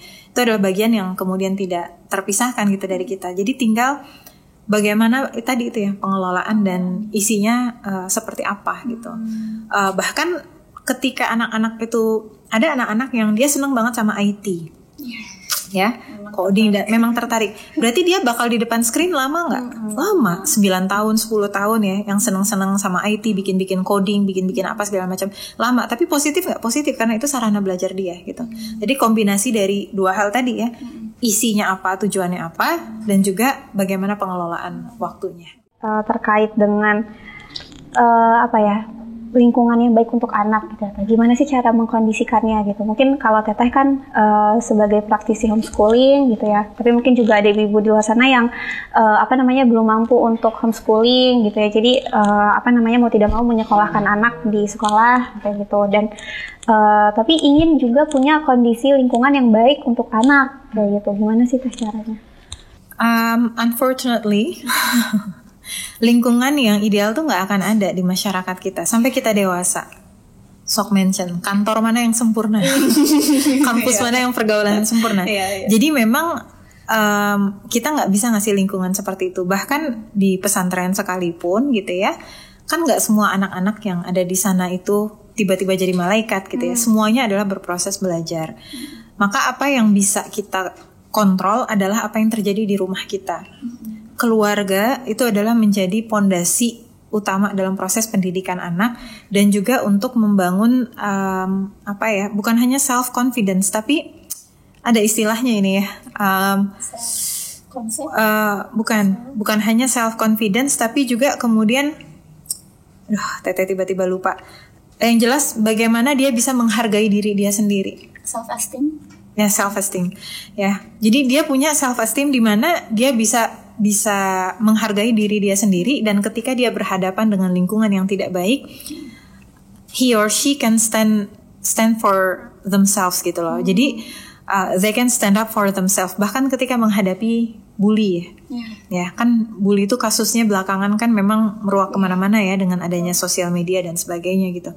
Ada temannya yang ngebully kalau misalnya dia aman di keluarganya, maksudnya dia ngerasa secure, dia kemudian ngerasa disayangi, dicintai, orang tuanya mengajarkan yang baik. Pertama, dia nggak akan ngerasa dijatuhkan sama teman yang ngebully tadi. Sama yang kedua, dia bisa membedakan bahwa ini nggak baik. Karena orang tua saya udah ngajarin yang kayak gini nggak baik. Saya di sekolah, ya lingkungannya campur aduk lah ya anak-anak di situ. Ada teman kelasnya yang misalnya ngejek atau menghina atau apa gitu ya. Ya ketika kemudian dia sudah diajarkan di rumah bahwa yang seperti itu nggak boleh, dia nggak akan ikutan juga anyway. Bahkan kalau dia punya kapasitas yang lebih, dia akan ngasih tahu temennya juga nggak boleh loh kayak gitu. So itu pernah kejadian sama Yusuf. Yusuf umur berapa waktu itu, 5 tahun apa 6 tahun saya lupa. Ada tetangga ngejekin dia, ngejekin katanya saya malahan sampai lupa ejekannya apa gitu ya. Terus kata Yusuf, nggak boleh, kata Umi nggak boleh, kata Rasulullah SAW itu nggak bagus. Jadi dia ngasih tahu padahal yang ngejek itu usianya jauh di atas dia. Wah, gitu ya. Dan karena diomongin gitu ya, orang nggak tahan ya. Ya udah, akhirnya berhenti gitu. Udah nggak pernah lagi ngebully atau ngejelek-jelekin gitu. Jadi memang keluarga menjadi bagian inti ya dalam menjaga lingkungan anak. Kita tidak bisa mengontrol lingkungan yang ada di luaran kita, tetapi kita bisa mengontrol lingkungan yang ada di rumah.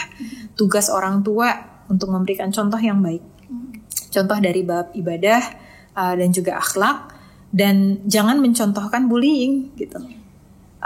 Ini maaf gitu ya kalau agak-agak disturbing, tapi sampai ada ini kan ya, stop bullying dari rumah.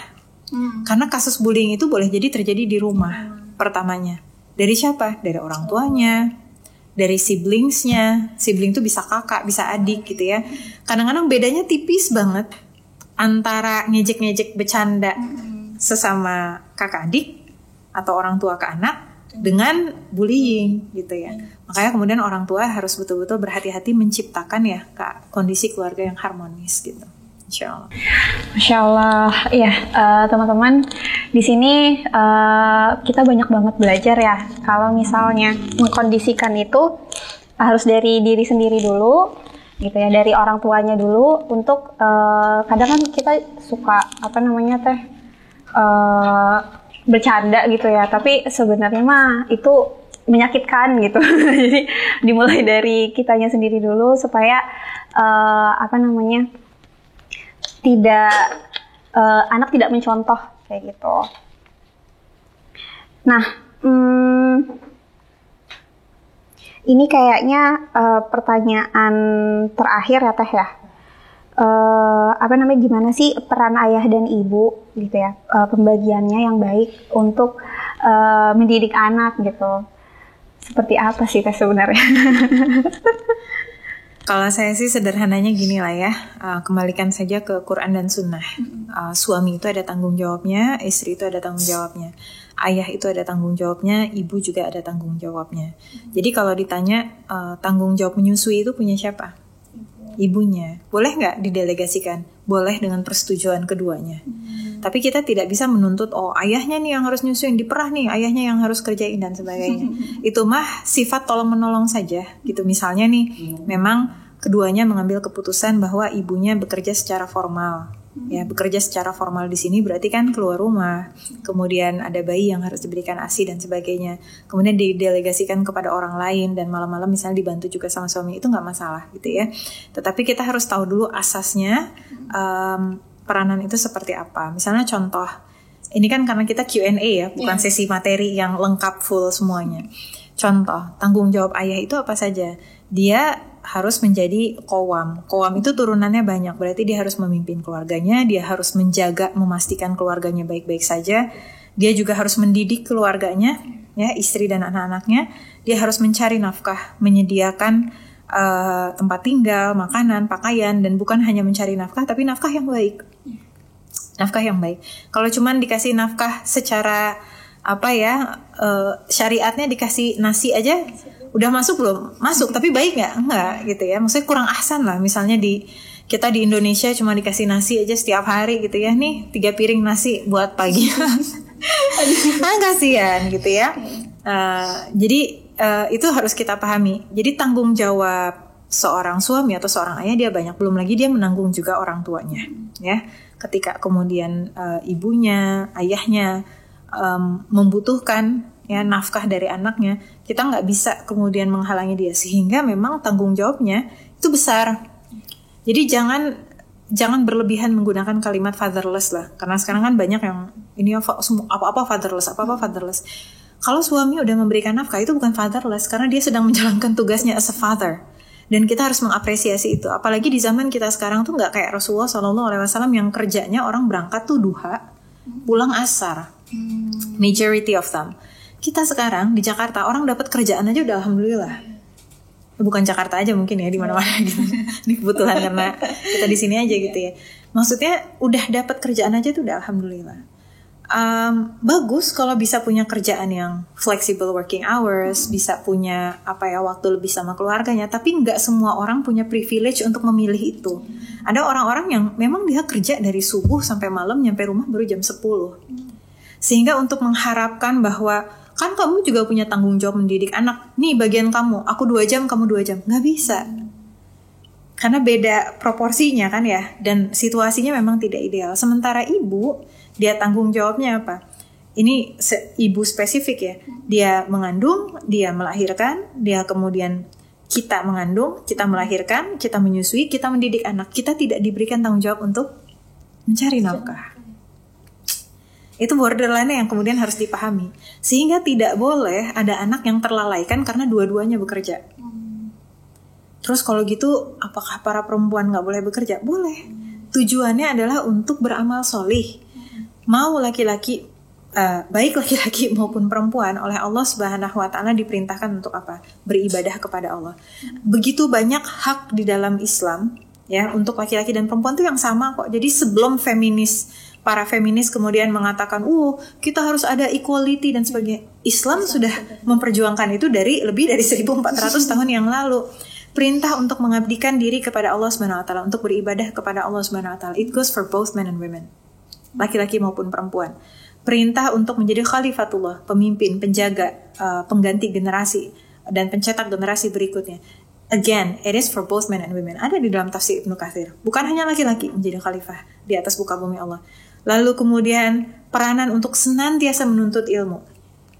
It goes for both men and women. Again, baik untuk laki-laki maupun perempuan. Perintah untuk beramal solih, bermanfaat bagi orang lain, itu juga untuk laki-laki dan perempuan. Tapi perintah untuk mencari nafkah itu tidak pernah diberikan untuk para perempuan. Dibolehkan dalam kondisi apa? Kondisi terdesak, ya, mendesak ketika misalnya dalam kondisi orang tuanya sudah renta, tidak bisa bekerja lagi, adik-adiknya harus makan, adik-adiknya harus sekolah, gak ada lagi yang bisa bekerja, maka dia bekerja dengan niat mencari nafkah. Mudah-mudahan itu jadi pahala yang terbaik. untuk muslimah tersebut gitu ya. Tapi dalam kondisi umum gitu ya, kita tidak diwajibkan mencari nafkah, maka kita bekerja itu dalam rangka beramal solih kepada Allah Subhanahu Wa Taala. Kenapa? Karena dunia ini butuh perempuan yang kemudian juga ada di ranah-ranah formal. Kita butuh perempuan juga di kedokteran dalam bidang penelitian. Kita butuh para guru, para dosen. Bahkan kalau ada perempuan yang memiliki potensi luar biasa dalam bidang engineering, boleh nggak? Boleh. Selama kemudian suaminya mengizinkan, suaminya ridho, situasinya kemudian bisa terjauhkan dari perkara-perkara yang haram, nggak masalah. Tujuannya tadi beramal solih karena Allah Subhanahu Wa Taala. Ya. Tapi karena dia tujuannya tadi beramal solih, amal solih itu pilihannya banyak, sehingga ketika berbenturan nih tadi, ada tanggung jawab mendidik anak, yang ibu, ya kita spesifik ke bagian ibu, ada tanggung jawab mendidik anak. Lalu kemudian ada tanggung jawab pekerjaan yang semakin menuntut ya perjuangan yang lebih besar, dan tidak ada caretaker buat anak sehingga akhirnya anak-anak ini terlalaikan gitu ya. Mana yang harus dipilih? Anak dulu. Karena pilihan amal soleh itu banyak gitu. Jadi nggak bisa kemudian memaksakan lah. Contoh misalnya gini, anak dititipin ke ART tapi ART-nya tidak diedukasi. ART itu banyak yang tidak lulus SD. Bagaimana caranya ART yang belum lulus SD ngajarin anaknya usia SMP? Atau bahkan ngajarin yang usianya kelas 5 atau kelas 6? What do you expect gitu ya? Bukan berarti kita merendahkan, tapi dalam konteks ini kita berharap dia untuk berharap dia bisa menggantikan posisi ibunya yang sudah lulusan sekian-sekian, sudah punya pengalaman kerja sekian-sekian, punya ilmu parenting sekian-sekian. Itu kan butuh waktu gitu untuk kemudian bisa mendelegasikan itu semua. Kalau support sistemnya bagus nggak masalah, insya Allah. Mudah-mudahan jadi barokah. Kayak misalnya teman-teman yang dokter, ya teman-teman saya ada tuh yang apalagi pas COVID ya, pas COVID kemarin itu ada yang spesialis radiologi, itu kan bukan meninggalkan ya, menitipkan anak di orang tua dulu.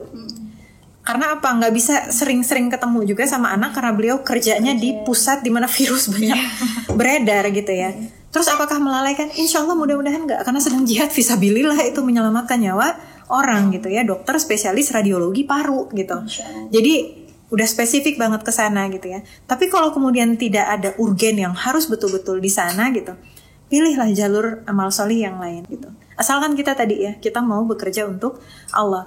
Sehingga dengan kondisi yang banyak tadi, ini contohnya banyak banget contoh kasusnya ya. Pembagian peran antara ibu dan ayah boleh jadi masing-masing keluarga akan berbeda-beda. Pembagian tugas domestik beda-beda, nggak bisa disamain. Kalau suaminya kerja dari subuh sampai malam jam 10, apakah masih berekspektasi bahwa suaminya akan nyuci piring? Udah capek. Itu capek banget, belum lagi di jalan macet atau naik komuter sempit-sempitan, belum lagi dimarahin sama atasan, ditikung sama rekan kerja dan sebagainya. Dia juga punya masalahnya. Justru pada saat dia pulang ke rumah, apa yang diharapkan? Kehadiran istrinya yang kemudian menguatkan dan sebagainya. Bukan berarti istri nggak capek-capek, ya. Tapi bukan dengan cara itu gitu untuk kemudian menagih. Oke, weekend mungkin suaminya bantu dan sebagainya. Dan untuk situasi seperti itu, berarti istrinya harus ngukur gitu. Bagaimana cara saya membagi waktu antara saya mendidik anak dengan saya menuntut ilmu, dengan saya kemudian tetap bisa berkarya bermanfaat. Dan setiap usia anak itu boleh jadi berbeda-beda fasenya. Misalnya ya, anak-anak usia 2 tahun, 4 tahun, 6 tahun, punya 3 anak. Suami kerja model begitu. Kira-kira porsi mendidik anaknya gimana?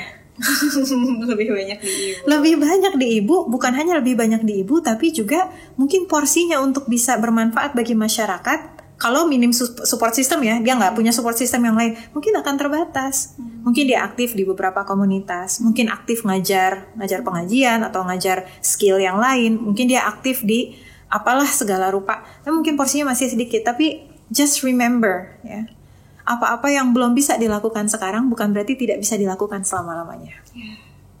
Ya, apa-apa yang belum bisa dilakukan sekarang bukan berarti tidak bisa dilakukan selama-lamanya. There would be another time. It's okay. Karena anak-anak itu they will grow insyaAllah. Ya, dan ketika kita bisa mendidik anak-anak kita dengan baik, mereka masuk usia 7 tahun, 9 tahun, 11 tahun, 14 tahun, mereka semakin mandiri. Dan pada saat mereka udah sampai usia seperti itu, kita juga mungkin sudah tidak lagi direkomendasikan untuk punya anak lagi gitu ya, dan sebagainya. it's time for you to rearrange the percentage lah ya. Yang awalnya ke masyarakatnya lebih sedikit porsinya, begitu anak-anak makin besar porsinya mungkin semakin banyak. Karena anak-anak sudah lebih independen begitu ya. Dan minimnya dalam kondisi yang kasus terakhir ini, sedikitnya peran seorang ayah dalam mendampingi anak bukan berarti kemudian nilai dia sebagai seorang ayah itu kemudian berkurang. Kebayang nggak dia mencari nafkah juga karena istri dan anak-anaknya. Weekend, dia punya weekend, kontribusikan weekend untuk bisa ngedampingin anak-anaknya. Dan untuk para ibu ya yang suaminya kemudian kerja full kayak tadi, kalau lagi weekend jangan minta suaminya kamu beresin ini, kamu beresin itu, mendingan optimalkan sama anak deh. Ya. Kalau kerjaan rumah bisa dikerjain sama orang lain, tapi ngebangun bonding antara anak sama ayah, that's expensive. Itu mahal banget. Jadi dan ketika sama ayah, para ayah di sini nggak usah nanyain PR, itu kerjaan yang lain.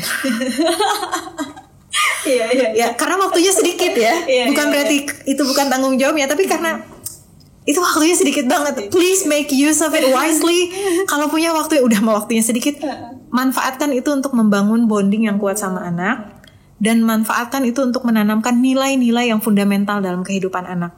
Ya, nilai-nilai tauhid, nilai-nilai motivasi hidup, nilai-nilai yang akan mereka bawa sepanjang kehidupannya. Dan mereka ngerasa teryakinkan bahwa ternyata ayah saya tuh sayang ya sama saya gitu.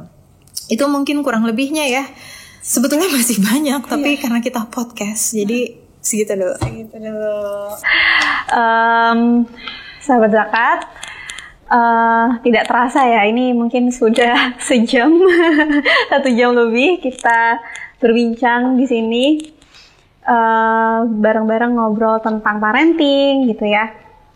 Dan banyak banget pelajaran yang kita dapatkan, terutama tadi tentang pembagian peran seorang ibu dan seorang ayah di rumah.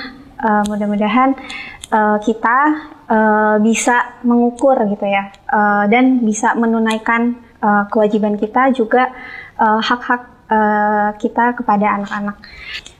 Tentunya tidak hanya anak-anak kita gitu ya yang mendapatkan pendidikan yang baik, pola asuh yang baik. Karena di luar sana banyak sekali anak-anak yang tidak seberuntung kita mungkin ya, yang masih memiliki orang tua lengkap gitu ya, dalam keadaan yang berkecukupan gitu. Di luar sana ada banyak sekali anak-anak yang mereka sudah kehilangan ayahnya gitu ya, sosok tulang punggung gitu yang seharusnya memberikan nafkah untuk mereka itu digantikan oleh ibunya gitu. Bahkan ada juga yang tidak punya ibu dan akhirnya digantikan oleh neneknya gitu. Dan teman-teman di Zakat Sukses ini ada sebuah program untuk mendukung anak-anak yang tidak memiliki orang tua gitu ya, anak-anak yatim dan duafa, agar mereka bisa mendapatkan hak hidup sebagai anak yang baik gitu. Dan ini dinamakan Asuh Dari Jauh gitu. Jadi program ini kita berusaha untuk menghubungkan era orang tua asuh gitu ya. Ini orang tua asuh tuh bisa siapapun teh. Ya, mau masih mahasiswa, nih ada banyak juga ya mahasiswa yang jadi orang tua asuh di Zakat Sukses gitu ya. Terus bahkan ada ibu-ibu, bapak-bapak juga yang walaupun sudah punya anak gitu, tapi juga ingin tetap mengasuh anak-anak yatim dan duafa gitu. Nah, di program ini insya Allah Teh Karin akan menjadi salah seorang yang mengedukasi gitu ya Teh ya, menjadi brand ambassador untuk program Asuh Dari Jauh bagi sahabat zakat yang ingin mendaftar sebagai orang tua asuh gitu ya. Ini ada banyak sekali manfaat yang bisa didapatkan selain kita mendapatkan keutamaan pahala dari Allah gitu ya, karena mengikuti sunnah Rasulullah juga gitu ya, dan peduli dengan anak-anak yatim. Kita juga sahabat zakat itu akan mendapatkan laporan rutin setiap bulannya gitu ya dari anak-anak yang diasuh, baik itu perkembangan kesehatannya, pendidikannya gitu ya, dan teman-teman juga bisa dapatkan profil anaknya gitu ya. Jadi siapa sih sebenarnya yang saya bantu gitu ya. Ini ada banyak gitu anak-anaknya, dan bisa dipilih juga atau nanti akan dipilihkan seperti itu. Nah, bagi sahabat zakat yang ingin mendaftar sebagai orang tua asuh itu bisa mendaftar melalui bit.ly daftar asuh dari jauh gitu, atau nanti ditampilkan di bawah ini ya gitu. Nah, kalau dari Teteh sendiri nih, mungkin ada pesan nggak untuk sahabat zakat di luar sana yang ingin membantu gitu anak-anak yatim agar semakin termotivasi nih Teh? Mungkin kalau kalimat-kalimat motivasi enggak kali ya, tapi lebih kepada ini refleksi aja bahwa kita kan tadi ngomongin tentang parenting ya, ngomongin tentang ini itu dan sebagainya. Ternyata masih banyak banget loh keluarga-keluarga yang boro-boro mikirin parenting ya. Mereka masih mikirin besok makan apa, betul. Terus gimana untuk beli kebutuhan perlengkapan sekolah. Oke, misalnya kayak SD itu di cover ya, maksudnya bisa ada sekolah-sekolah yang kemudian gratis gitu. Tapi kan buku tulis, pensil, alat tulis, seragam, tas, sepatu, buat sebagian kalangan mungkin itu mah paling seberapa gitu ya. Tapi bagi begitu banyak orang, it's a hard thing to achieve. Dan itu yang mudah-mudahan sahabat-sahabat solih dan solihah yang hadir di sini ya bisa memahami kenapa sih kemudian program asuh dari jauh ini sangat-sangat dibutuhkan. Dan jangan anggap remeh sekecil apapun donasi itu kalau menurut saya ya, menurut Teteh juga gitu. Karena dari yang teman-teman nanti masukkan ke dalam program asuh dari jauh, itu dia bukan hanya berubah menjadi tas atau buku atau pensil atau enggak, atau misalnya alat tulis dan sebagainya. Si dana itu dia akan berubah menjadi seorang manusia. Masya Allah.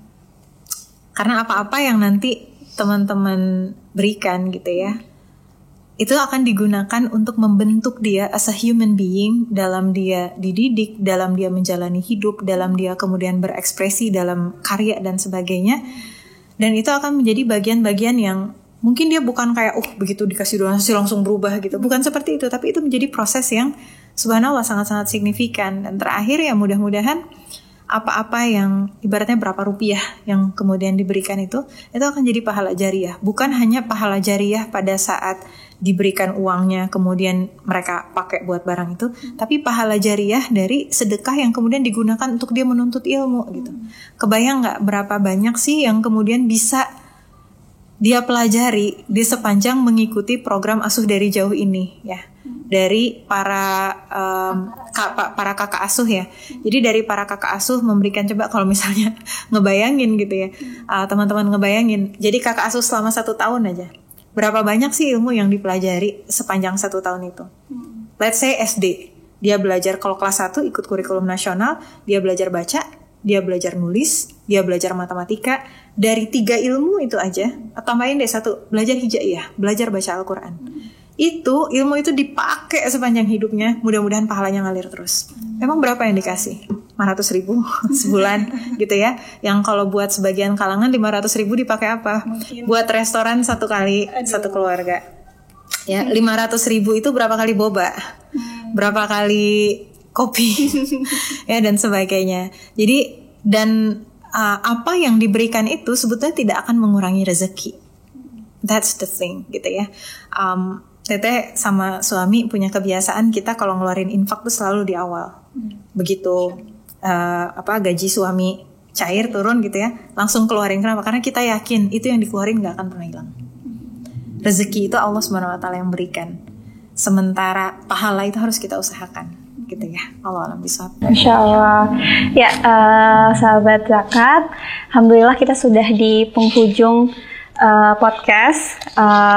Terima kasih banyak Teh Karin yang sudah hadir di sini, memberikan cerita dan juga banyak sekali pelajarannya untuk kita semua. Suatu kehormatan bagi saya gitu ya, bisa bertemu langsung dengan Teh Karin dan juga mendapatkan banyak ilmu tentang parenting, khususnya supaya untuk bekal saya juga nanti dan semoga bisa jadi bekal juga untuk ibu-ibu sekalian. Oke, terima kasih banyak Teteh sekali lagi Corina dan teman-teman dari Zakat Sukses. Kalau gitu kita tutup ya Teh ya. Wabillahi taufiq wal hidayah. Assalamualaikum warahmatullahi wabarakatuh. Sini duduk. Duduk bareng ZS.